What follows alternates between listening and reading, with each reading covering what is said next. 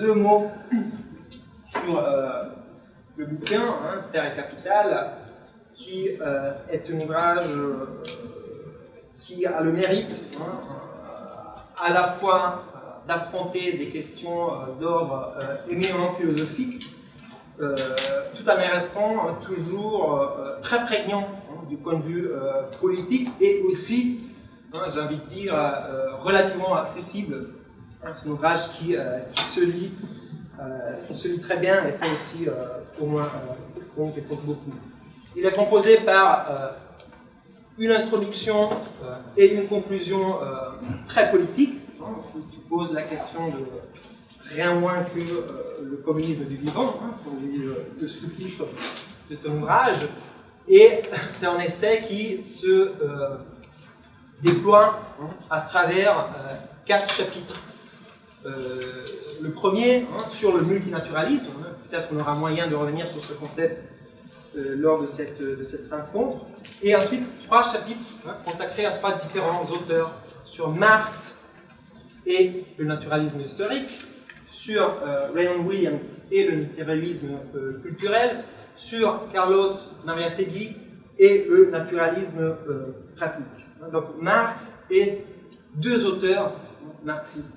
Et je dis ça parce que, parmi autres choses, une autre des mérites de cet ouvrage est de sortir d'une certaine façon quelque peu caricaturale, je pourrais dire, je pense en partie aussi au dernier texte de Lordon paru sur Le Monde diplomatique, Pleurnicher le vivant, mais même si dans un autre ordre aussi un débat très tendu que par exemple un auteur comme Andreas Malm a eu dans The Progress of the Storm, avec tout un tas d'auteurs que tu discutes, en affrontant là encore des questions à la fois ontologiques, épistémologiques et politiques qui ont affaire au rapport entre nature et histoire. Tu le fais sans aller par-delà le partage entre nature et culture, mais en établissant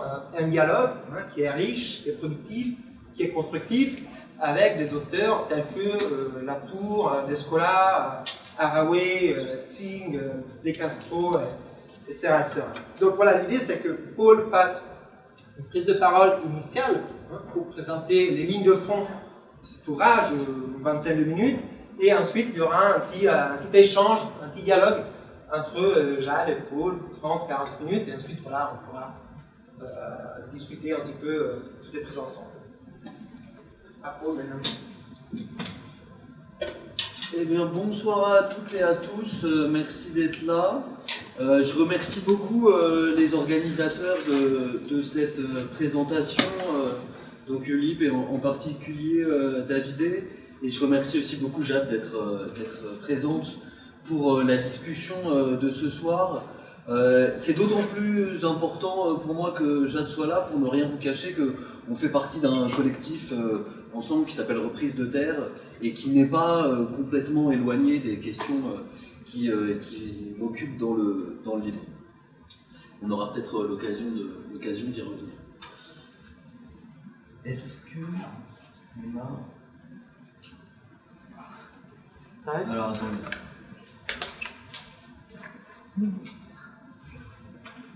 Tu sais où il est, David?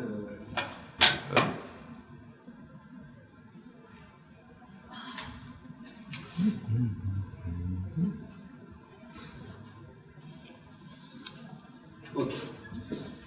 Donc, Terre et Capital pour un communisme du vivant, c'est le titre. Je voudrais commencer par parler d'un autre ouvrage qui est très important pour moi, qui s'appelle une série d'ouvrages de l'autrice de science-fiction américaine qui s'appelle Octavia Butler. Dans 2 de ses ouvrages, La parabole des semeurs et dans La parabole des talents, elle imagine un monde où les institutions économiques qui soutenaient des formes plutôt pacifiées d'organisation sociale se sont effondrées en raison du changement climatique. La civilisation américaine s'est enfoncée dans la barbarie d'un monde de gated communities, en conflit les unes avec les autres, elles-mêmes soumises au pouvoir arbitraire des milices d'un président suprémaciste blanc qui s'appelle Andrew Jarrett. Il s'agit d'une forme de retour à une sorte de féodalisme post-apocalyptique. L'héroïne de cette série, donc Parabole des semeurs et Parabole des talents, Lorraine Oya Olamina, fille d'un pasteur évangéliste africain-américain, dirige une communauté fondée sur une religion et un dogme nouveau. Ce dogme s'appelle « Semence de la terre, le livre des vivants ». Alors, toute ressemblance est purement fortuite. J'ai découvert Butler après l'écriture du livre, mais je trouvais saisissant le parallèle entre la terre et les vivants et la mobilisation d'un certain nombre de tropes de la pensée écologiste dans l'œuvre de Octavia Butler. Elle mobilise la terre dans son ouvrage de science-fiction selon deux catégories, selon deux définitions. Premièrement, la Terre, elle apparaît comme le sol phénoménologique de toutes nos expériences. Elle apparaît aussi comme l'horizon nécessaire de toutes les pratiques politiques. Par Terre, il faut donc entendre chez Butler le fondement de toutes nos expériences sensibles et la planète en tant que système d'interaction hautement complexe de phénomènes atmosphériques, climatiques, géologiques, écosystémiques, qui assure les conditions de subsistance des mondes vivants. Mais, c'est là encore un point que je trouve intéressant, à la différence de l'impératif éthique de redescendre sur Terre, d'atterrir sur Terre, qui a par exemple été proposé par Bruno Latour, Octavia Butler propose une solution très différente dans ses paraboles. Préserver l'intégrité de la biosphère et l'appartenance humaine à la nature supposerait au contraire de quitter la planète, d'aller répandre le message des semences de la Terre sur d'autres sphères célestes, moins atteintes par les sécheresses et l'ethno-nationalisme.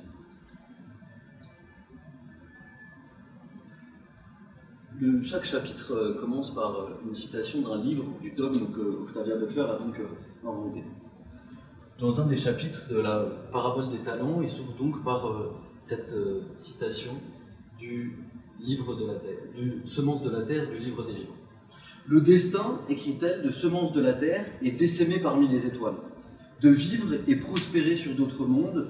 Son destin est d'enfanter de nouveaux êtres et de réfléchir à de nouvelles questions, de vagabonder à travers les cieux, encore et encore, d'explorer l'infini du ciel, d'explorer l'infini de l'âme humaine.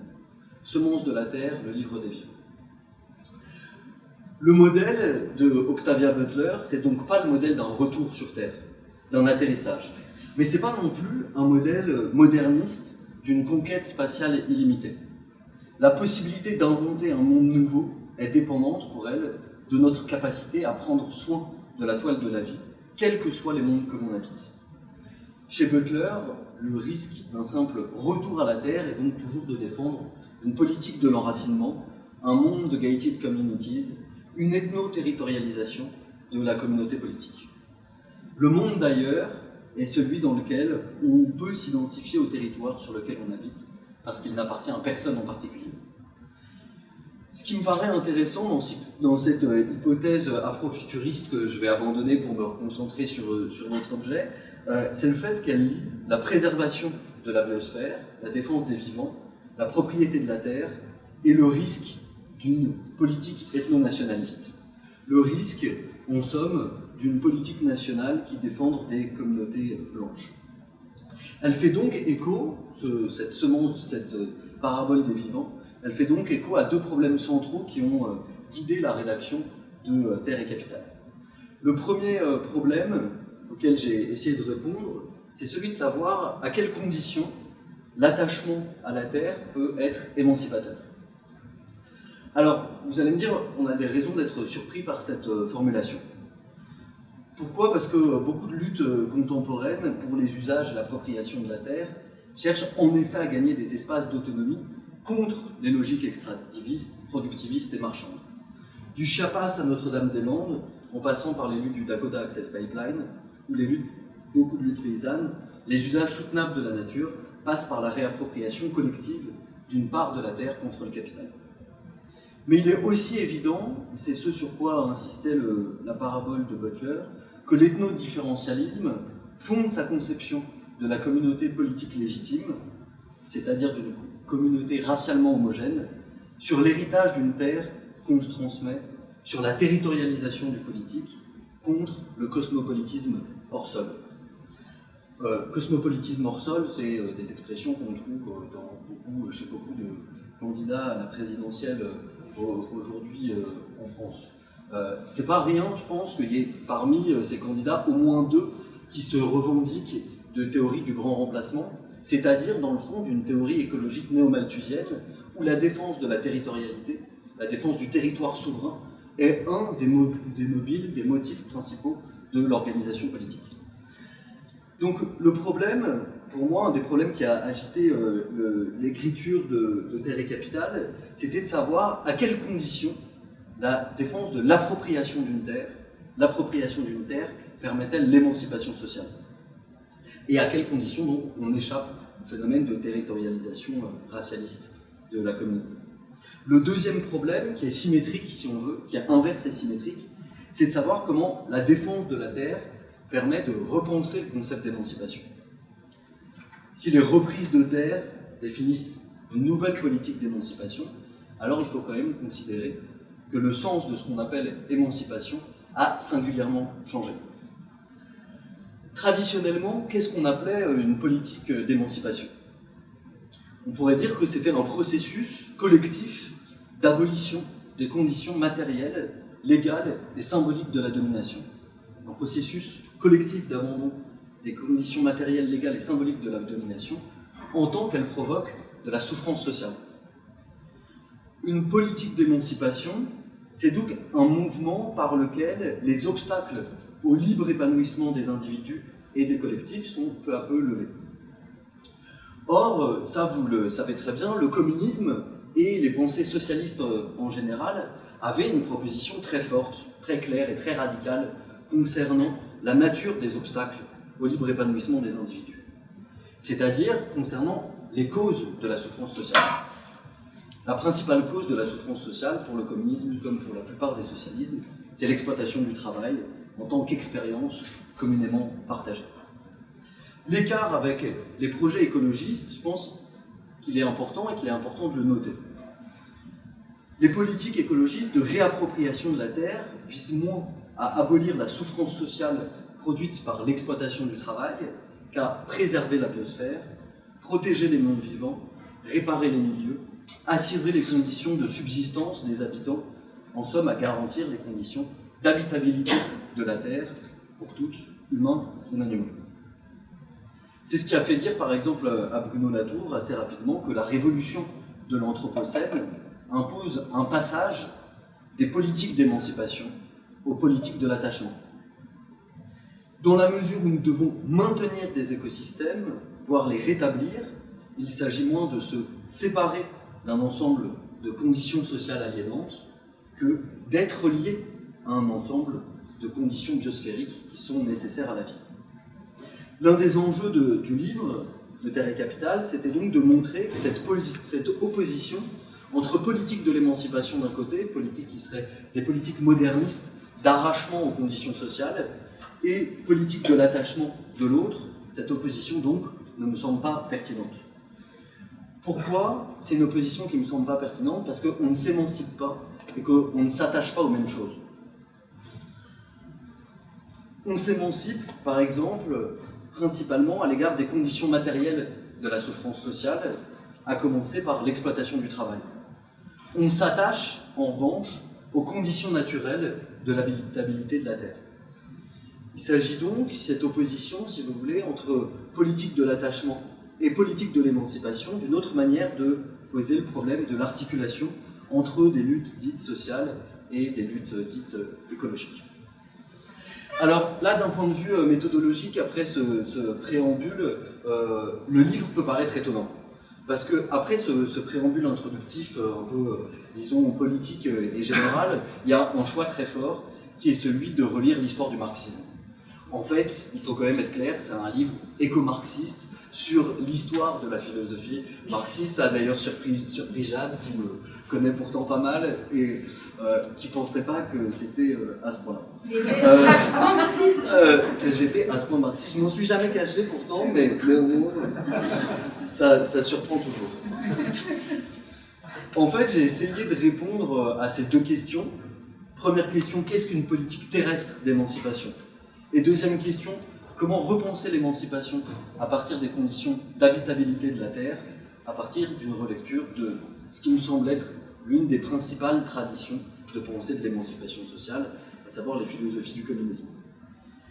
Ce que j'ai essayé de faire, c'est donc de trouver quelques moments clés dans l'histoire du communisme où le problème de l'attachement à la Terre s'est posé dans une politique de l'émancipation à l'égard du travail. Plutôt que de considérer que c'était deux pôles radicalement antagoniques qu'il faudrait essayer de réconcilier, je me suis dit qu'il fallait essayer de relire l'histoire de la pensée marxiste à partir de moments où en fait certains penseurs marxistes, à des moments clés, ont posé le problème de l'attachement à la Terre. Problème donc qui en fait est un problème très ancien dans l'histoire du marxisme. J'en ai identifié 3 qui occupent la grande partie du livre pour voir tous les moments dans lesquels l'attachement à la Terre traverse les politiques communistes d'émancipation. Il faudrait faire un travail beaucoup plus vaste, une histoire globale des communismes agraires, qui irait sans doute des positions d'Ho Chi Minh à beaucoup de positions problématiques ou non partout dans le monde, c'est-à-dire tout un tas de contextes dans lesquels on a tenté de traduire les catégories de la critique marxiste de l'économie politique, principalement ouvrière, dans des contextes qui n'étaient pas ouvriers, et donc en posant la question de la Terre. Les 3 moments sur lesquels moi j'ai décidé de m'arrêter, c'était la découverte par Marx de la persistance des communes rurales dans la Russie du XIXe siècle. Le deuxième moment, c'est ce que Raymond Williams, un des fondateurs des Cultural Studies, a appelé le champ de la terre, c'est-à-dire le rôle révolutionnaire du romantisme anti-industriel. Le troisième moment, c'est le problème de l'organisation d'un prolétariat paysan et indigène au Pérou dans les années 1920 par un auteur très peu connu en France qui s'appelle José Carlos Mariátegui et qui est l'un des initiateurs, l'un des introducteurs du marxisme en Amérique latine. Voilà, une fois de plus, ce qui me semblait intéressant avec ces 3 auteurs, avec ces 3 moments, c'est que ce n'est pas des auteurs qui ont cherché à s'interroger sur une convergence des luttes entre le social et l'écologie, comme si c'était 2 problèmes qui se posaient séparément, qu'il fallait essayer de réconcilier. Mais ce sont des auteurs qui, à un certain moment donné, ont découvert le problème de l'attachement à la terre à partir d'une question qui est celle de l'émancipation à l'égard de l'exploitation du travail. Je commence donc, si vous voulez, je vais aller un peu plus vite maintenant sur Marx et les communes rurales. C'est des choses qui sont parfois connues, mais sur lesquelles on insiste assez peu dans le rapport de Marx avec la question de la terre. À partir des années 1870, l'échec de la Commune de Paris et l'effervescence pré-révolutionnaire en Russie, Marx réoriente ses intérêts vers la Russie. Pendant plus de 10 ans, à partir de 1870 jusqu'à la fin de sa vie, il va entretenir une correspondance constante et quotidienne avec les populistes russes, et parmi lesquels on compte Tchernychevski, Danielson, Mikhailovski, Lavrov, Uzasovitch. Il découvre ainsi la persistance de communes rurales fondées sur le partage noir. Qu'est-ce que c'est le partage noir? C'est une répartition périodique de la terre entre les familles des communes qu'on appelle aussi mir ou obchine. Chaque famille possédait une maison, un petit terrain et du bétail. L'ensemble des terres du village, de la communauté de village, est périodiquement redistribué entre les membres de la commune selon les besoins de chacun. Les prairies, quant à elles, sont réassignées annuellement et souvent exploitées collectivement. Dans la mesure où la plupart des tâches reproductives de la vie du groupe étaient assurées par des femmes et gérées en commun, le salariat était peu développé. Un berger du village, des gardes locaux, la prise en charge des orphelins, une école, une église, un moulin. Une assemblée de chefs de famille qui assure la permanence du pouvoir patriarcal, ça c'est quelque chose dont Marx est d'emblée très conscient, organise les différentes tâches, élit ses officiers et collecte les taxes et les impôts. Les débats populistes, à l'époque de Marx en Russie, ils se sont polarisés autour de la question de l'avenir du collectivisme agraire. Donc en réalité, une question qui pour nous est une question extrêmement actuelle. On pourrait résumer le problème de la manière suivante. Problème auquel les populistes essayent de s'affronter et auquel Marx va essayer de répondre. La commune rurale est-elle vouée à dépérir sous le coup du développement capitaliste, ou bien est-ce qu'elle est au contraire l'élément d'une possible régénération de la Russie et plus généralement le lieu stratégique d'une révolution? La réponse de Marx, elle est assez originale puisqu'elle consiste à montrer la nature contradictoire de cette forme de propriété collective. Il y a d'un côté des rapports de propriété non capitalistes, c'est-à-dire une propriété collective de la terre, et d'un autre côté, le développement de travail parcellaire, le développement de tendances individualistes, et donc une tendance au développement capitaliste au sein de cette commune. Et Marx va essayer de montrer que cette nature contradictoire de la commune rurale, cette nature par essence contradictoire de la commune rurale au sein du capitalisme, elle laisse ouverte la possibilité d'un avenir communiste. Il y a donc, si vous voulez, une très forte contingente de l'histoire et quelque chose sur lequel on insiste assez peu, c'est-à-dire la découverte par Marx que certaines communes paysannes en Russie peuvent devenir le ferment d'une révolution communiste au XIXe siècle. La propriété collective de la terre et le travail coopératif sont pour Marx les ferments possibles d'un avenir révolutionnaire. Il redécouvre donc le sens d'une problématique qui était déjà la sienne dès 1857-1858, avant la rédaction du Capital. Alors là, en général, quand je commence à dire ça, c'est le moment où mon éditeur, qui a fait un travail remarquable, encore une fois de plus, sur le livre, m'écrit en me disant « Alors là, c'est vraiment des chapitres sur Marx, des chapitres de geek, et il faut arrêter de faire ça. » Je dirais plutôt que c'est des chapitres qui essayent de travailler les contradictions dans leurs nuances et les trajectoires de Marx. Il redécouvre donc, je disais, Marx, une théorie qu'il avait déjà au moment de l'élaboration du Capital, dans les premiers manuscrits. Il écrivait l'individu à propos des sociétés sans classe dans lesquelles il n'y a pas encore d'appropriation privée de la terre. Dans ces sociétés-là, dit-il, l'individu se rapporte à une nature déterminée, disons encore ici la terre, le terroir, considéré comme sa propre existence inorganique, la condition de sa production et de sa reproduction. Comme membre naturel de la communauté, il a sa part de la propriété collective et la possession d'une part particulière de celle-ci. Sa propriété, c'est-à-dire la relation aux présupposés naturels de sa production, en tant qu'ils lui appartiennent, qu'ils sont les siens, est médiatisée par le fait qu'il est lui-même membre naturel d'une communauté. Le territoire, c'est donc, pour Marx, la part de la nature qui fournit les conditions naturelles de la reproduction du groupe et qui garantit son existence sociale. Dans les sociétés sans classe, la terre apparaît à l'individu comme une partie de lui-même. Elle est la condition de son existence, condition que tous les membres du groupe possèdent ensemble.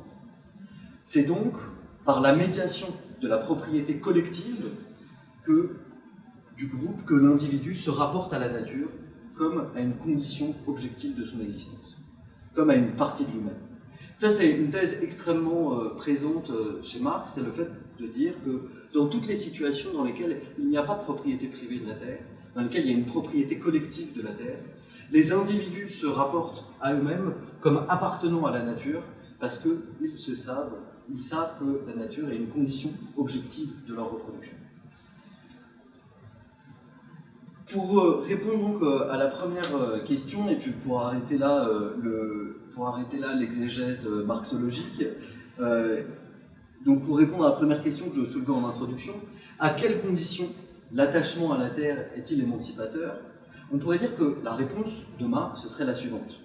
À condition d'être fondée sur une propriété collective qui empêche l'émergence des classes, mais qui fournit les moyens de subsistance. Une propriété collective qui empêche l'émergence des classes, mais qui fournit les moyens de subsistance. Pourquoi? Ça, c'est une idée, je pense, assez centrale et très inaperçue dans la théorie des classes. C'est que les classes, elles naissent de l'appropriation des moyens de production et de reproduction. par des exploiteurs qui peuvent ainsi s'approprier un surtravail. C'est-à-dire que l'apparition des classes, pour Marx, elle se fait d'abord par la dépossession des conditions naturelles de la subsistance, c'est-à-dire d'abord par la dépossession de la terre. Les classes, elles émergent à partir du moment où les individus sont privés de leur rapport à la terre qui leur permet de reproduire leurs conditions de subsistance. À partir de ce moment-là, ils sont contraints de vendre leur force de travail sur le marché et ils sont contraints de rentrer dans une logique d'exploitation du travail. Cette hypothèse de l'apparition des classes, elle est conforme à l'histoire de l'accumulation primitive dont parle Marx dans Le Capital, où l'émergence du capitalisme apparaît comme le résultat d'une appropriation des terres communes par les seigneurs en Angleterre et une appropriation des terres colonisées par les colons européens. La propriété collective de la terre apparaît alors, à contrario, comme une condition essentielle pour assurer à chacun la satisfaction de ses besoins par l'extension du travail coopératif. Et alors, la seconde question que j'ai soulevée en introduction se repose. Comment redéfinir l'émancipation sociale à partir d'une réappropriation de la terre? Et il me semble que là, le deuxième moment intéressant sur lequel on pouvait s'arrêter, sur lequel je vais aller un peu plus vite, c'est celui qui est initié par Raymond Williams dans ses études sur les rapports entre nature et culture. Raymond Williams, c'est donc qu'il est souvent considéré comme l'un des initiateurs des Cultural Studies. Il se définissait lui-même comme sociologue des formes ou sociologue de la culture. À partir des années 1950, il travaille à montrer que la culture est un processus tout aussi productif que l'économie, car elle est immanente à l'économie. Ça signifie quoi? C'est intéressant aussi pour tout un ensemble de débats qui est en cours aujourd'hui sur des questions ontologiques, de sensibilité, etc. C'est que les phénomènes culturels n'appartiennent pas à une sphère séparée du réel, mais qu'ils sont, au sein de tous les phénomènes sociaux, la dimension sensible par l'intermédiaire de laquelle le social se manifeste. Alors, Williams, il est très soucieux d'arracher l'attachement à la terre à des visions édéniques largement construites par la bourgeoisie. Il écrit dans The City and the Country, qui est son principal ouvrage sur les rapports entre la ville et la campagne, le champ de la terre, du travail rural, de la jouissance, du monde naturel est trop important et trop mouvant pour être abandonné aux ennemis du changement. Ce qu'il convient donc de faire pour Williams, c'est de redéfinir les politiques de l'émancipation à partir des formes sensibles de l'attachement à la terre. Mais il faut le faire en évitant deux écueils. Le premier écueil à éviter, c'est l'idéalisation bourgeoise de la campagne. Et le deuxième écueil, c'est celui dont on a déjà parlé, c'est la territorialisation ethno-nationaliste de la communauté politique. Williams considère donc qu'une politique d'émancipation conséquente ne peut souhaiter l'avènement d'un nouveau mode de production, mais qu'elle doit au contraire espérer la réalisation d'une nouvelle forme de vie totale. Vous voyez, là il y a un jeu et une différence extrêmement importante au sein du marxisme sur l'importance et la place à accorder à la question des modes de production. Pour Williams, le mode de production, c'est un concept extrêmement essentiel pour faire la critique du capitalisme, mais ce n'est pas un concept à partir duquel on peut bâtir l'image d'une société future. C'est donc un concept critique, mais un concept qui ne peut pas avoir de dimension positivement normative. Il écrit dans Towards 2000, par conséquent, il existe des interconnexions profondes dans le procès d'ensemble de la production, cette version particulière des relations avec les autres et avec le monde physique, envers lequel les ordres sociaux, aujourd'hui dominants, se sont rendus complices, qu'en retrouvant une autre voie qui survit encore, bien qu'elle soit négligée et souvent réprimée. Elle comporte de nombreuses interventions dans une nature constituée, mais elle les sélectionne et les dirige toutes selon une sensibilité fondamentale aux connexions nécessaires, interactives et dynamiques avec la nature. La critique pratique des effets destructeurs du capitalisme devra donc aboutir à la réalisation d'un mode de vie total où les interventions dans le monde physique sont guidées par le sens de nos attachements à la Terre. Or, on peut dire, et c'est là-dessus que je vais terminer, que la réinvention des formes d'attachement à la Terre dans une politique d'émancipation, elle se joue d'abord et avant tout dans les luttes paysannes pour la réappropriation de la terre. Ce que j'ai cherché, c'est donc des moments de théorie au sein du marxisme où ces luttes paysannes pour l'attachement à la terre permettaient de redéfinir les principaux concepts du communisme. Et c'est ce qu'on trouve dans la pensée du penseur péruvien José Carlos Mariátegui. Alors, petit moment Wikipédia de la présentation. Pour resituer Mariátegui, je pense que c'est important. C'est un auteur qui a une influence considérable en Amérique latine, puisque, comme je le disais, c'était un des premiers introducteurs du marxisme, et il a été parmi tous les marxistes qui se sont positionnés en Amérique latine, l'une des principales sources et des principales références. Aujourd'hui, il sert à la fois de référence aux penseurs décoloniaux, par exemple Gutiérrez, qui fait de Mariátegui l'un des initiateurs de la pensée décoloniale, et pour des penseurs beaucoup moins décoloniaux, l'actuel président du Pérou, Pedro Castillo, qui se définit comme marxiste, léniniste et mariáteguiste. Donc on a des héritages extrêmement différents, éclatés de Mariátegui en Amérique latine. Il est d'une famille pauvre, élevé par sa mère, mais il fréquente très rapidement et beaucoup les ouvriers latifondistes, donc les ouvriers qui travaillent dans les grandes exploitations agricoles du Pérou. Il s'engage très rapidement en politique en tant que journaliste notamment dans les luttes étudiantes, et il se fait exiler en 1919 et il entame à ce moment-là une tournée européenne au cours de laquelle il va rencontrer la pensée de Marx, rencontrer la pensée de Sorel et surtout assister à un certain nombre d'événements marquants du communisme de cette époque, notamment le congrès socialiste italien de Livourne en 1921.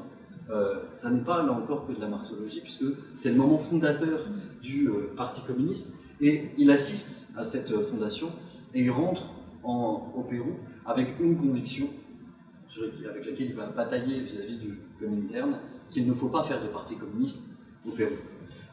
Pourquoi est-ce qu'il ne faut pas faire de parti communiste au Pérou? C'est que le parti communiste, disons d'inspiration bolchevique, a une ligne principale qui est l'organisation du prolétariat, c'est-à-dire l'organisation des ouvriers et de la paysannerie sous direction ouvrière. La grande thèse bolchevique de l'époque et des partis communistes, c'est la direction ouvrière du parti. Et Mariátegui rentre en Amérique latine avec la conviction, au Pérou, avec la conviction qu'il faut mobiliser les catégories marxistes pour penser la libération des paysans, mais il ne faut pas mobiliser cette théorie de la soumission de la paysannerie au monde ouvrier. Ça lui cause beaucoup de problèmes au sein avec le Comintern. Chez Mariátegui, ce qui apparaît essentiel, c'est que le partage de la terre apparaît comme le fondement de la lutte des classes et de l'égalité raciale dans les sociétés agraires. Comme il l'écrit, la meilleure façon d'envisager la situation politique des autochtones en Amérique latine consiste à lier le problème indigène au problème de la terre. Et en 1929, il écrit « La thèse selon laquelle le problème indigène est un problème ethnique ne mérite même pas d'être discuté. » Dans son ouvrage principal, les 7 essais d'interprétation de la réalité péruvienne, il va montrer combien les problèmes que les socialistes posent généralement en termes culturels, d'éducation des masses, reposent en réalité sur des rapports de propriété qui déterminent l'appropriation de la nature, l'organisation du travail et la répartition de la richesse sociale. Donc ça n'est pas un problème culturel d'éducation, c'est un problème économique d'exclusion de la propriété, de l'accès à la terre. Alors, Mariátegui, ce qui est compliqué et intéressant, c'est qu'il lutte à la fois contre des théories racialistes pour montrer comment est-ce qu'on va pouvoir penser l'émancipation des indigènes en Amérique latine, et en même temps, il lutte pour montrer que cette émancipation doit être une émancipation économique. Dernière citation un peu longue, donc de Mariátegui dans les 7 essais d'interprétation de la réalité péruvienne. Leur intérêt, écrit-il, celui des colons, fit qu'ils luttèrent pour convertir en un peuple de mineurs celui qui, sous les Incas, et depuis ses plus lointaines origines, était un peuple fondamentalement voué à l'agriculture. La nécessité d'imposer à l'Indien la dure loi de l'esclavage vint de ce fait. Le travail des champs, dans un régime féodal par nature, aurait fait de l'Indien un cerf attaché à la terre. Le travail de la mine et des villes devait en faire un esclave. Les Espagnols établirent, avec le système des corvées, le travail forcé, arrachant l'Indien à sa terre et à ses coutumes. La hiérarchie raciale au Pérou, c'est la grande idée de Mariátegui, la hiérarchie raciale au Pérou, elle est donc déterminée par des rapports de propriété. Les esclaves noirs travaillent dans les mines, les Indiens corvéables travaillent dans les latifundia, les créoles possèdent les commerces, les blancs sont propriétaires des grandes exploitations agricoles et dirigent les institutions de pouvoir. Il est donc logique, conclut-il, d'affirmer que leur revendication naturelle consiste à exiger le retour de toutes les terres qu'ils peuvent cultiver. Dans le contexte postcolonial, c'est ce qui m'intéressait fondamentalement avec Mariátegui, c'est que dans le contexte postcolonial du Pérou des années 20, la réappropriation de la terre, c'est une condition de l'émancipation sociale, une condition d'émancipation sociale contre l'exploitation du travail, mais aussi une condition de l'égalité raciale. Alors, je conclus là-dessus. Je suis désolé pour ces longs développements sur Marx, Raymond Williams et Mariátegui. La plupart des questions qu'on me pose en général sur le livre, elles portent sur l'introduction et la conclusion, les parties les plus politiques. Alors, je me suis dit que j'allais vous prendre en otage pour parler de philosophie marxiste, voilà, un jeudi soir. Et tant pis pour vous, mais je crois que à partir de maintenant, on va entrer dans des questions plus politiques. Ce que je voulais juste essayer de montrer, c'est qu'il est important, je crois, de repenser l'attachement à la terre en maintenant une critique des rapports de propriété qui reproduisent l'existence des classes sociales et qui déterminent l'exploitation du travail. Pourquoi mobiliser tous ces auteurs? C'est que ce sont précisément des auteurs qui ont cherché en permanence à mobiliser les rapports de propriété, une critique des rapports de propriété, pour montrer qu'elle est au fondement de la destruction des environnements et qu'elle est aussi au fondement de l'exploitation du travail. Et donc il y a un élément commun, si vous voulez, à la destruction de la biosphère et à l'exploitation des travailleurs, c'est ces rapports de propriété qui dépossèdent tous les vivants de leurs moyens de subsistance. Et c'est bien parce que tous les vivants sont dépossédés de leurs moyens de subsistance qu'on peut sans doute envisager la constitution d'un prolétariat des vivants et d'un communisme aussi des vivants. Merci pour votre attention. Moi, je trouve que c'est intéressant que tu aies choisi de présenter là, ce soir les parties peut-être plus théoriques, en tout cas plus historiques du livre, parce que ce qui en fait l'intérêt, c'est qu'il a à la fois cette dimension-là un peu patrimoniale, presque, des pensées d'émancipation. Enfin, moi, en tout cas, je le vois aussi un peu comme ça, une façon de reprendre voilà, contact avec des textes classiques, mais qui, pour plein de raisons, sont moins dans mes piles de lecture actuelles, mais que c'est accompagné de propositions politiques, qui sont des propositions en partie stratégiques. Donc voilà, c'est très intéressant, la stratégie politique. Et voilà, moi, pour commencer, je voudrais déjà dire que pour moi, ce livre, il apporte vraiment des choses dans le moment où on est, de nos discussions dans différents cercles et différents espaces voilà, de notre société, dans le rapport à l'écologie, dans le rapport aux luttes sociales, dans le rapport aux mobilisations et donc dans le rapport à la terre. Dont on parlera peut-être un petit peu plus tard dans la discussion avec vous, mais c'est vrai que cette question de la terre, elle est au cœur de mobilisation et qui d'ailleurs attire beaucoup de monde. Enfin, on sent que c'est une question en fait, peut-être de manière inattendue pour des gens, mais qui s'est placée au cœur de mouvements émergents, mais déjà assez mobilisateurs. Je pense à tout ce qui se passe autour des soulèvements de la terre depuis l'année dernière. Peut-être à mentionner reprise de terre, qui est quelque chose de plus modeste, mais dont on pourrait aussi parler un peu tout à l'heure, mais qui en gros, en deux mots, est un réseau en gros de personnes qui réalisent des enquêtes collectives sur les conditions de reprise comment faire pour reprendre des terres aujourd'hui en France, en lien beaucoup avec la critique de l'agriculture productiviste, mais c'est aussi en héritage de l'histoire de la ZAD de Notre-Dame-des-Landes. Et d'ailleurs, c'est intéressant parce que c'est un premier point, c'est que dans ton livre, tu démarres, en tout cas ça vient assez vite dans le livre, la question du retour à la terre et de la critique du retour à la terre. Et en fait, c'est intéressant de voir aujourd'hui, en fait, c'est la question de la reprise qui se pose pour ces mouvements. Et évidemment, le geste du retour et le geste de la reprise ne sont pas du tout les mêmes. Et en même temps, on voit bien que quand on est... moi, ma culture personnelle est beaucoup plus écologiste. Voilà, écologiste, écoféministe. Mais c'est vrai que pour moi, la question de la reprise de terre, à titre personnel, elle est presque assez évidente. Mais je vois bien que dès que commence une discussion avec quelqu'un qui a une formation et puis une socialisation politique plus anticapitaliste, plus marxiste, elle pose tout de suite problème. Parce que tout de suite, ce qui est envoyé, c'est le retour à la terre. C'est pas le retour à la bougie, mais c'est le retour à la terre. Est-ce que c'est pas un peu d'extrême droite? Je suis beaucoup plus subtile. Mais on voit bien que... Je précise tout de suite. Beaucoup plus subtile. Mais on voit bien que, voilà, tout de suite, ça vient. Et donc, c'est... Pour moi, le premier apport du bouquin, c'est de se confronter à cette tension. De se dire, on va arrêter de se dire en dehors de la question de la convergence, que forcément, à la fois écologiste et anticapitaliste, on parle de la même chose. Non, en fait, pas forcément. Et ça, c'est la première chose, je trouve, qui apporte ton bouquin. Et c'est vraiment, le geste, pour moi, est hyper important. Et ce qui va avec ça, à mon avis, de la même manière, aussi important dans ton livre, c'est le geste que tu fais, et ça c'est constant dans tout le bouquin, de remettre le travail au cœur de la question écologique.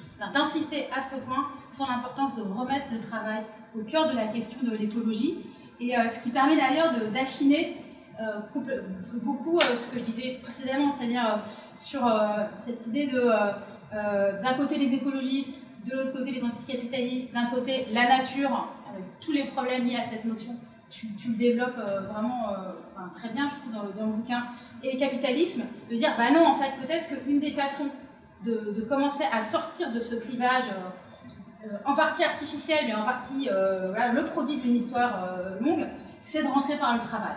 Et se dire, là, on commence à... Après, c'est un peu des... Moi, je vois presque ça un peu comme des vis, quoi, des vis à rentrer pour remplir, construire cet espace encore trop souvent béant, aux yeux de certains, en tout cas, entre défense de la nature et critique du capitalisme, ce qui permet d'apporter la question de l'exploitation. Et ça, tu n'en as pas parlé ce soir, mais tu en as parlé dans une interview qui sera bientôt diffusée sur Mediapart, qui n'a pas été faite par moi, mais que j'ai regardé avant de venir. Et je cite juste ça parce que je trouve que on comprend tout de suite l'exemple que tu donnes dans cet entretien que tu nous as donné sur la question du travail des animaux. Si on se dit, ok, si on prend au sérieux la question du travail et qu'on veut la penser dans le lien qu'elle permet de créer entre humains et autres qu'humains, le travail, on travaille, les humains travaillent, les animaux travaillent aussi. Tu donnes l'exemple de l'élevage et du fait que y compris chez le bétail, mis au travail de la production d'alimentation pour les humains, il y a de la résistance. Tu fais cette description de la résistance de la bête qui va à l'abattoir et qui résiste, et qui a, en fait, la vache, le bœuf peut aussi être vu comme un travailleur qui résiste à son exploitation, et je trouve ça très éloquent comme image. Ça n'a pas forcément de discussion derrière, mais c'est juste pour citer ça. Vraiment, la manière dont tu remets le travail au cœur de la question de l'écologie, je trouve ça très important et très fort. Et le deuxième truc, qui n'a rien à voir, mais qui fait partie des apports du bouquin, à mon avis, et qui est vraiment dans sa partie stratégique, c'est toute la fin du livre, toute la conclusion sur la question du rapport au pouvoir. Parce que c'est vrai que moi, ça m'avait un peu manqué dans ce que j'avais lu du livre, parce que j'ai pas tout lu, notamment les 2 chapitres dont j'ai parlé sur Marx et Raymond Williams, je me suis dit, j'ai pas le temps.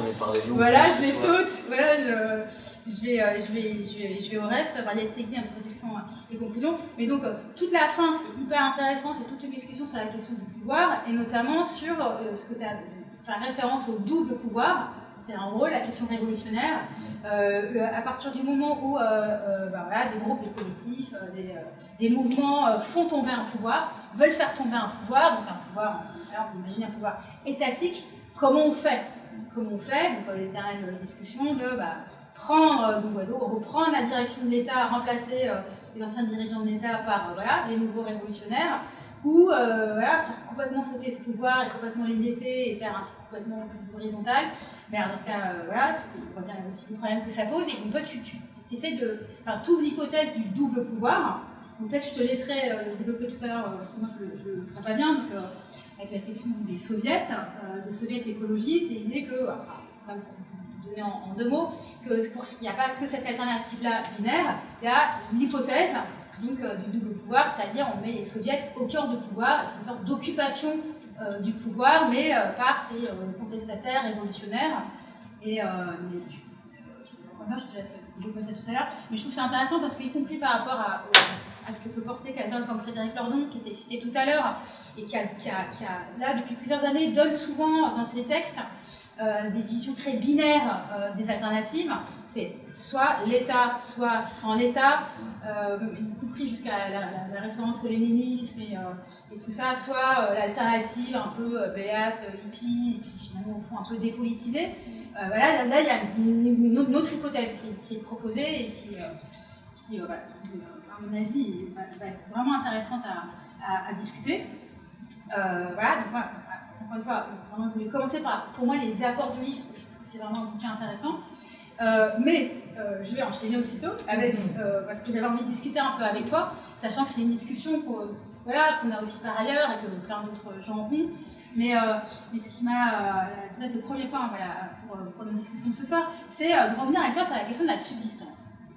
Subsistance, donc notion que tu as plusieurs fois citée dans ton intervention, et c'est vrai que tu la développes dans le livre à plusieurs reprises, et c'est vraiment, on voit bien, on entend bien la subsistance, la capacité de subvenir à ses besoins, donc geste vital, essentiel, voilà, absolument incontournable, et comment est-ce qu'on peut faire justement avec ce rapport à... Est-ce que dans le rapport à la subsistance et ce qu'on en fait, il y a quelque chose qui permet d'être à la fois dans l'attachement à la terre et à la fois dans l'émancipation?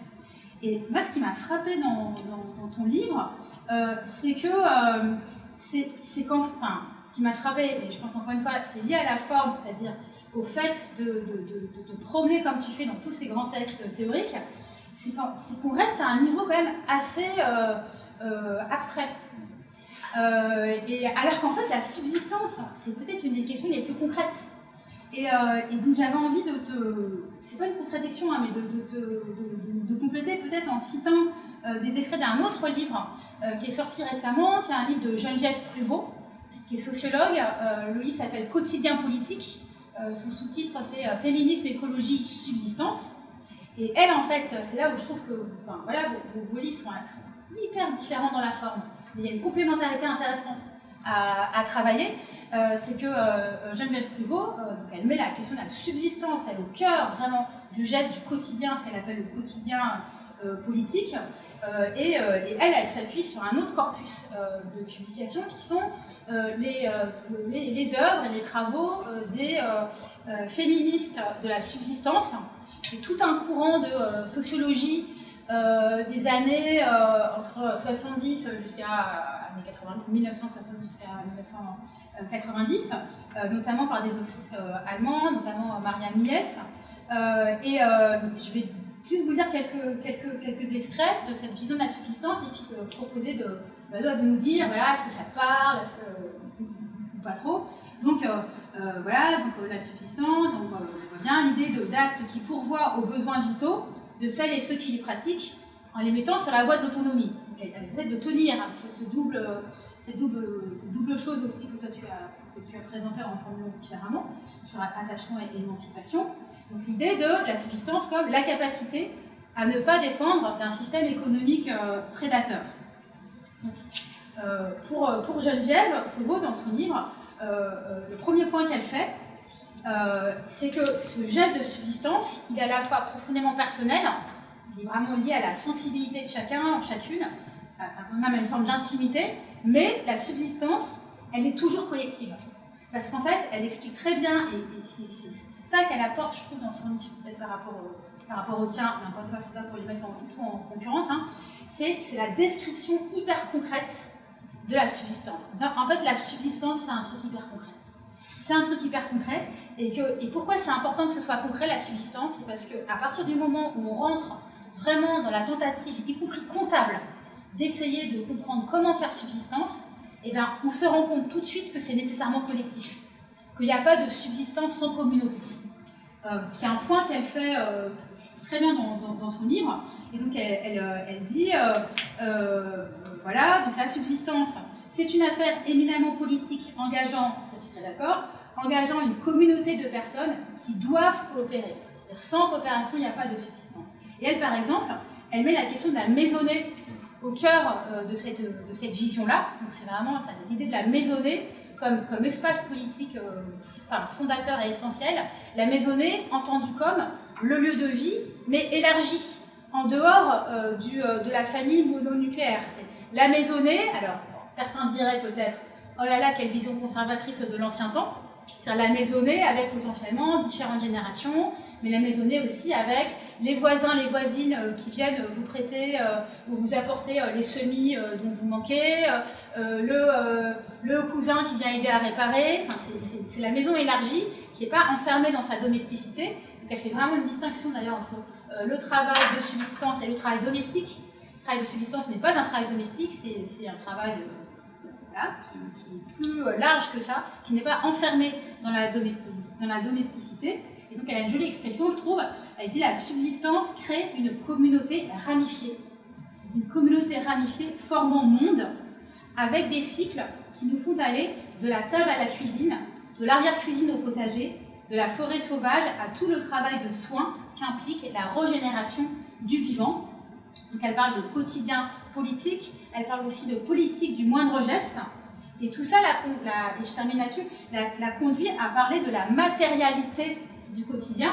Alors je trouve que c'était intéressant de faire résonner cette notion de matérialité par rapport au matérialisme, parce que c'est à la fois c'est très différent, mais il y a des choses qui peuvent se ressembler un tout petit peu. Et pourquoi parle-t-elle de matérialité du quotidien? Parce que, dit-elle, adopter un quotidien politique, c'est entrer dans un espace-temps de réalité tangible, concrètement vérifiable, par leur mise à l'épreuve dans le monde des proches. Donc c'est un peu l'idée tout à l'heure de la subsistance, où on se rend compte que dès qu'on essaie de faire subsistance, qu'on a besoin des autres, voilà, c'est un des trucs, c'est la mise à l'épreuve, on voit tout de suite ça marche ou ça marche pas.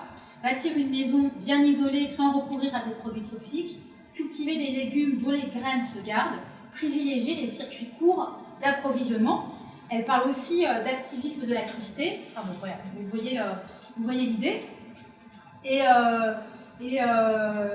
voilà, et bien tout simplement, ce que je me demandais, c'est est-ce que voilà, cette vision-là de la subsistance, qui est quand même très absente du livre, qui est à un niveau très général, est-ce que ça te paraît pertinent de rentrer dans ce concret-là de la réflexion sur la subsistance?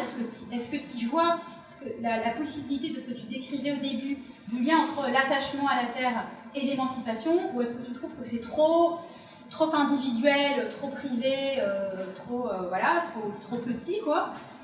Et sachant qu'évidemment, et je termine vraiment là-dessus, c'est que une des différences qu'on voit tout de suite quand je cite ces quelques extraits du livre de Geneviève, c'est que tout de suite, on va arriver à la question du genre, qui n'est pas très présente dans ton livre. Ouais. Je peux répondre à ça tout de suite, parce qu'on verra pour le double pouvoir après, du coup. Non, effectivement, alors déjà, peut-être un truc que j'ai pas précisé, mais que j'aurais dû préciser, c'est un bouquin qui est tiré d'une thèse. C'est une petite partie d'une thèse, et donc ça aussi un peu, ça hérite un peu de certains traits qu'on peut avoir dans un discours académique, de travail sur les textes. Mais la question de la subsistance, elle est hyper importante, et en fait, elle travaille tout le bouquin, comme tu l'as remarqué, et un peu en négatif. Pourquoi? Parce que je pense que ce qui est important, quand effectivement on est au courant, par exemple, des travaux comme ceux de Geneviève Prévost, des travaux de féminisme de la subsistance, mais aussi des féminismes de la reproduction sociale, etc., c'est qu'une des questions essentielles, qu'on la formule en termes de subsistance ou en termes de reproduction, ça va être les moyens matériels et très concrets dont on dispose pour permettre au collectif de se reproduire. Et cette question, en tant que telle, elle apparaît dans les débats théoriques et politiques par le féminisme. Et je pense qu'elle devient politisée en tant que telle par le féminisme. Les auteurs dont je parle, ils ne sont pas féministes, tels qu'on l'entend en tout cas à partir des années 70, et ils ne sont certainement pas écoféministes. Ils ne sont certainement pas écoféministes parce que déjà, c'est pas constitué comme champ avec lequel ils pourraient être en discussion, mais aussi parce que ça ne fait pas partie de leur horizon. Et je pense que c'est important, je ne voulais pas que plaquer par souci d'être féministe et souci tout à fait réel et concret d'être féministe, de plaquer sur des auteurs qui ne le sont pas, des perspectives qui ne sont pas les leurs, en disant regardez, on peut voir chez eux des formes d'écoféminisme qui, je crois, ne sont pas présentes. En revanche, ce qui est présent, je crois, chez tous ces auteurs, c'est une attention au fait que la manière dont on possède la Terre, dont on s'approprie, dont on a des usages de la Terre, ça détermine les formes de la subsistance. Et en fait, c'est une intuition qui est présente en permanence, c'est l'intuition initiale de Marx. C'est-à-dire, pourquoi est-ce qu'on est exploité? C'est parce qu'en fait, on n'a plus les moyens de subvenir soi-même à ses besoins par tout un tas de gestes pratiques. C'est-à-dire, on n'a plus les moyens de la maisonner, de produire ses outils, on n'a plus les moyens de faire sa nourriture, et donc du coup, on vend sa force de travail sur le marché du travail. Et donc du coup, il y a un point d'ancrage, je pense, extrêmement fort avec le féminisme et l'écoféminisme, qui est cette conscience que, en fait, ce qui est brisé avec l'appropriation privée, avec la propriété privée des moyens de production, c'est la capacité collective à la subsistance. C'est présent, mais c'est présent, effectivement, tu as raison, à un niveau hyper théorique, parce qu'ils ne le politisent pas en tant que féministes à partir de ces expériences concrètes. Je trouve que justement, c'est ce décalage qui est intéressant. Le fait qu'ils ne le politisent pas comme ça, et qu'en même temps, on puisse brancher sur leur théorie de la propriété privée une question qui soit celle de la reproduction. Alors après, d'un point de vue plus pratique, quoi, est-ce que si j'entends le sens de ta dernière remarque, est-ce qu'on peut refonder une politique à partir des subsistances? Est-ce que ça fait partie de ce que tu mets dans ton tentative de mettre ensemble attachement et l'émancipation? Je pense que c'est absolument nécessaire dans les formes. Je ne sais pas si j'en parlerai toujours en termes de subsistance, mais en termes de subsistance ou de reproduction, oui. C'est-à-dire la capacité, ne serait-ce que ça, à revenir sur une certaine division du travail dans laquelle certains produisent, tandis que d'autres, en particulier des femmes, assurent les tâches reproductives et les tâches de soins. Et je pense que ça, c'est au cœur d'une politique d'émancipation. Avec tout ce que ça a effectivement de très concret, de très matériel. De revenir sur cette division du travail, division sexuelle du travail entre travail productif et travail reproductif. Je pense que dans toute politique d'émancipation, c'est nécessairement au cœur. C'est même une bonne manière, je pense, de formuler la question des articulations entre des luttes et des luttes féministes. Parce que par exemple, si on regarde cette idée toujours de subsistance et de se comporter, les personnes, enfin certaines des chercheuses qui se sont reconnues derrière cette appellation de féministe de la subsistance, elles sont allées jusqu'à revendiquer le salaire ménager, et donc c'est-à-dire que le geste de penser travail et d'étendre d'une certaine manière les questions de travail dans le cadre professionnel, de combien je suis payé, c'est quoi mon rapport avec mon patron, etc., pour le coup, dans le domicile. Est-ce que ça s'intègre d'une façon ou d'une autre à ton... Ça s'intègre de deux manières. Déjà, donc, les revendications pour le salaire domestique, par exemple, chez Federici, disons à partir des années 70, chez Federici, chez Mills, etc., c'est des autrices qui lisent énormément les auteurs marxistes, et notamment, pourquoi? Parce que la politisation féministe se fait sur la question de l'exploitation du travail. D'un autre genre de travail, mais néanmoins sur la question d'une exploitation du travail. Et c'est là, en fait, moi je pense que l'imbrication se fait, c'est de remettre la question de l'exploitation du travail, productif ou reproductif, au cœur de la logique et de la dynamique du capitalisme, qui va effectivement permettre de commencer à gagner quelques marges d'autonomie. Le salaire domestique en tant que tel, je sais pas. Mais en fait, c'est la question, c'est pas aujourd'hui, c'est plus tant une revendication. En Non. fait. C'était une revendication des années 70. Pourquoi c'était une revendication? C'est que c'était une revendication tactique pour faire voir, rendre visible un travail qui était invisible, et en même temps pour permettre de gagner de diminuer le profit capitaliste. Donc en fait de gagner des marges d'autonomie contre le capital tout en visibilisant des travaux qui étaient invisibilisés. Donc je pense que cette articulation-là, travail productif et travail reproductif, elle est essentielle. Et se greffe une autre manière, quand on parle de travail, celle dont tu parlais avec les vaches par exemple, qui a une autre forme de travail non reconnue. C'est-à-dire une autre forme de travail, non pas reproductif, mais là très productif, qui est complètement invisibilisé, et pour lequel il y a précisément intérêt, je pense, à mobiliser la catégorie de travail pour voir comment il y a une forme de division du travail entre un travail qui est exploité pour produire du profit par l'intermédiaire du salaire, un travail qui est approprié gratuitement, comme dans le cadre du travail reproductif, et d'autres formes de travaux qui sont appropriés gratuitement, comme les travaux des animaux. Alors, okay. Bon, pour pouvoir on pourrait continuer dans longtemps cette discussion sur ce point-là particulier, mais je propose de passer à la question du pouvoir, parce que je pense que c'est quand même un des aspects importants du livre. Et si tu veux bien commencer par redire ce que tu entends par double pouvoir, et une fois que tu as fait ça, je te poserai une idée à discuter. Alors, double pouvoir, c'est un concept que je reprends tout simplement à Lénine pour s'échapper un peu de la tradition marxiste, mais pour ne pas faire simplement un néo-léninisme écologique un peu vague. Je crois qu'il faut être clair sur Lénine, ça ne veut pas dire grand-chose selon le moment auquel on se positionne. Le double pouvoir, c'est un concept que forge Lénine entre février et octobre 17, au moment où il y a déjà un gouvernement révolutionnaire qui a pris le pouvoir, mais qui est encore un gouvernement bourgeois, c'est-à-dire un gouvernement qui se contente de demander plus de droits, plus de démocratie, plus de liberté. Lénine dit très bien, c'est évidemment des conditions absolument nécessaires pour un processus révolutionnaire, mais ça ne fait pas un processus d'émancipation sociale, socialiste ou communiste. Pour ça, il faut aussi une émancipation à l'égard de l'exploitation du travail. Donc il faut des mesures économiques qui soient beaucoup plus fortes. Ces mesures d'émancipation des travailleurs, elles ne peuvent être portées que par les travailleurs eux-mêmes, dans les formes qu'ils se sont données pour s'auto-organiser. C'est-à-dire dans les soviets, qui sont des conseils au sein desquels on auto-organise la production dans les lieux de production, mais aussi on auto-organise les décisions dans les régiments, parce que les soviets sont très importants dans l'armée, et il y a aussi des soviets paysans dans le monde agricole.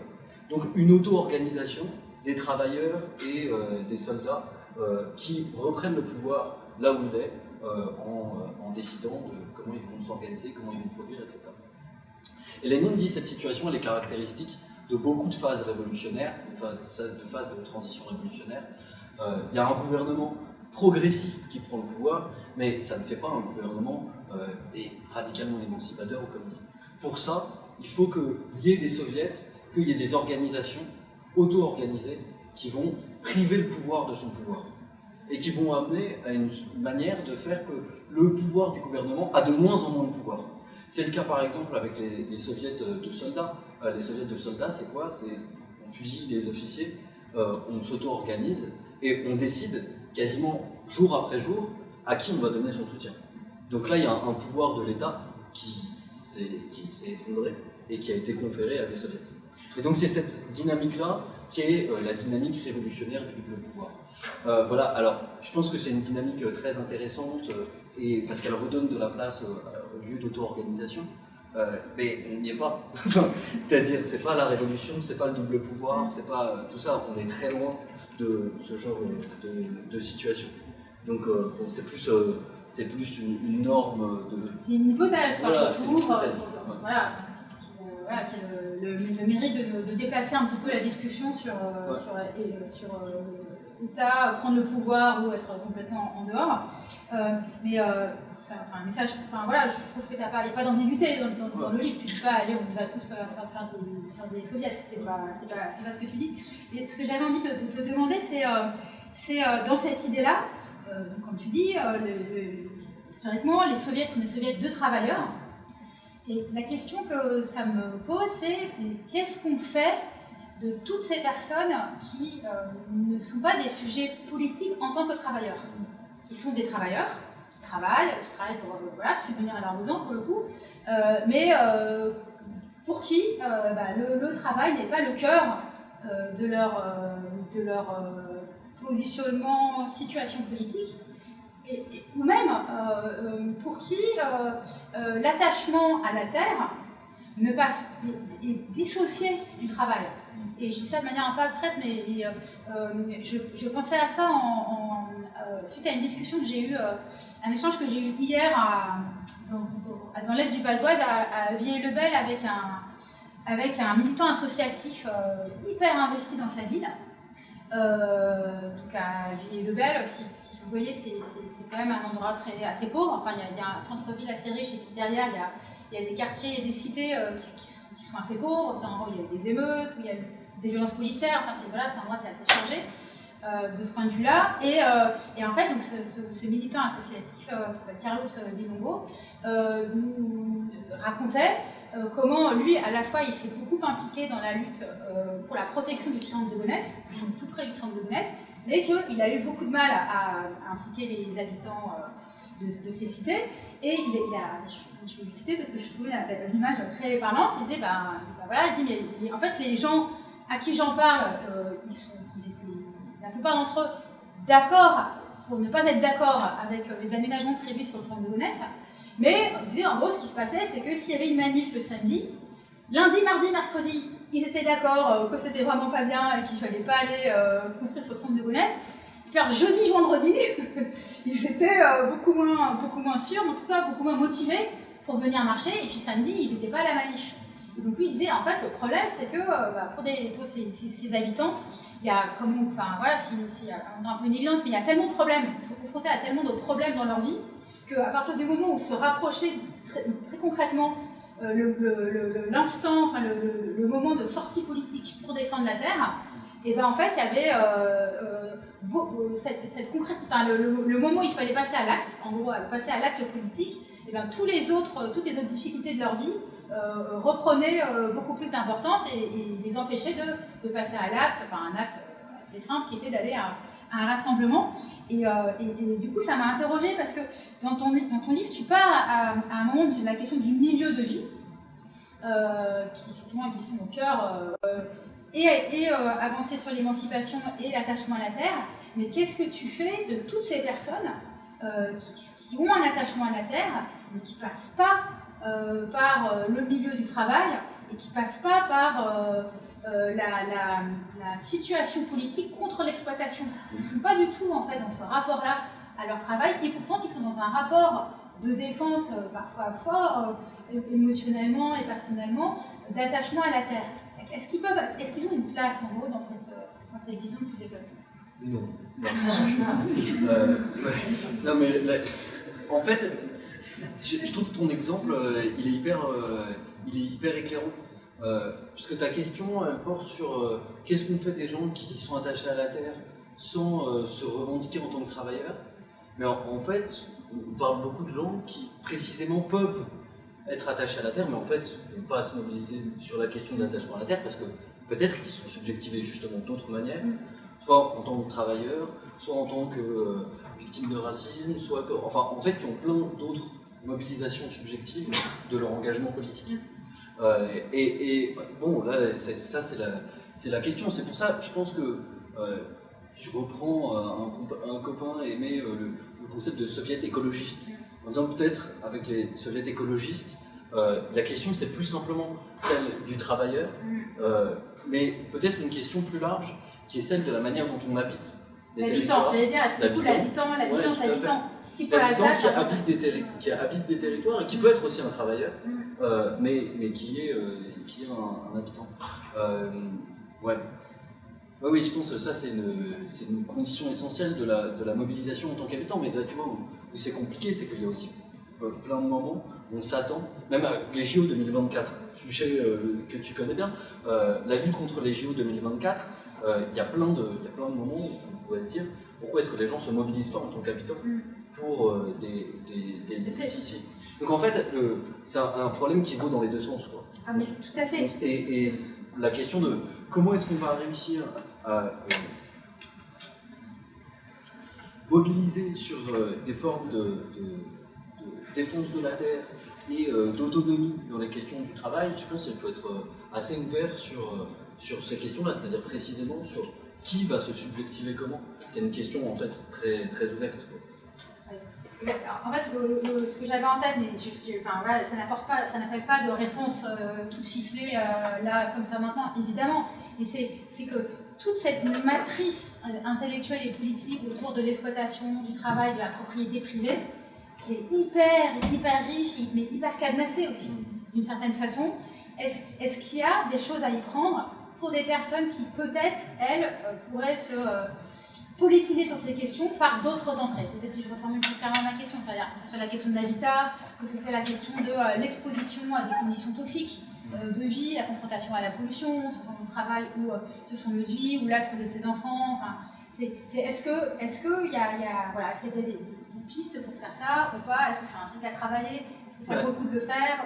Justement, en fait, on pourrait dire l'enjeu pour moi, c'est d'arriver à tirer chacun vers les autres. C'est-à-dire, je pense, les politiques d'attachement, de défense de la terre, même plus généralement des politiques écologistes climatiques qui on peut poser la question du travail jusqu'à maintenant. L'enjeu, c'est de trouver où se fait la jonction avec le travail. À l'inverse, des questions d'organisation en tant que travailleurs qui ont très peu posé la question des effets climatiques ou des conséquences que ça a pour les formes d'attachement à la terre. L'effet, ce serait plutôt de tirer chacun vers les autres. Un exemple juste, là, j'ai vraiment aucune solution. Enfin, c'est vraiment hyper. Je parle comme ça, je réfléchis en parlant. Pendant la COP 26 à Glasgow, il y a eu un rapprochement qui me semble en fait presque plus intéressant que tout ce qui s'est passé. C'est la grève des travailleurs du déchet et des éboueurs qui a rejoint et qui a tissé des alliances avec certaines manifestations du mouvement climat contre la COP. Voilà, ça c'est le type de lien dans lequel en fait la question du travail se politise par l'écologie et la question du front climatique se politise par le travail. On ne peut pas fixer ça abstraitement depuis une salle, c'est des trucs qui viennent depuis les luttes, mais c'est, je pense, des exemples hyper intéressants de moments où ces liens se font, quoi.